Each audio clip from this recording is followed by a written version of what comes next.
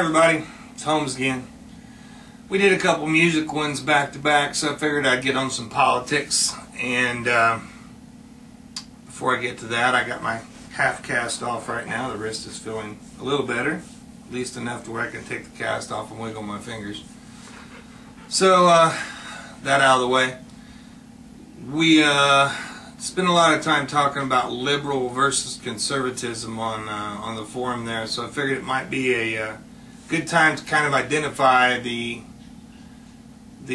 players in this type of argument. First of all, I don't believe that what most people consider to be conservatism is what is currently being displayed by our politicians and many of the posters on both the Gibby Forum and the MLP backstage area. I think what those people basically are is obstructionists and really aren't conservative about anything. A true conservative, in my opinion, would be someone like in the early Reagan era, and I don't have as many problems with those people as I do with the ones I have arguments with online currently. And that would be people that basically want to stay the course. Conservatism is basically a stagnant position to be in. Liberalism, however, is a position that somebody has the opportunity to excel and grow in, regardless of what your political beliefs are. Liberalism is the one that allows you to grow. In a liberal society, you can be as conservative as you wish to be.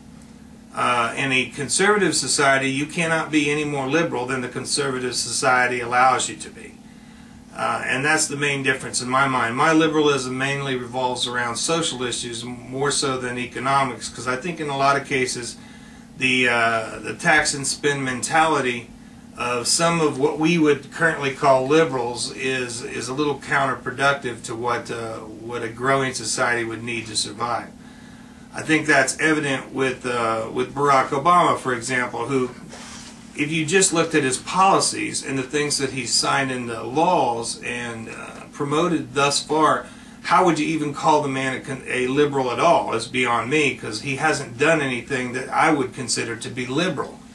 As far as the former president, George W. Bush, I think that he was far from being a conservative. I think he actually displayed more fascist qualities than just about any conservative would like to think of themselves as being, considering the fact that back in the 50s and 60s, when everybody was rabid about anti-communism and fascism and whatever, anti-everything that wasn't America, basically, Bush is much more in line with the people that they were against than even Obama is now, and that strikes me as odd. That it basically comes down to a simple rule: if they have an R or a D behind their name, if they have a D, people call them liberals. If they have an R, people call them conservatives. It's a ridiculous philosophy. It's based on ignorance,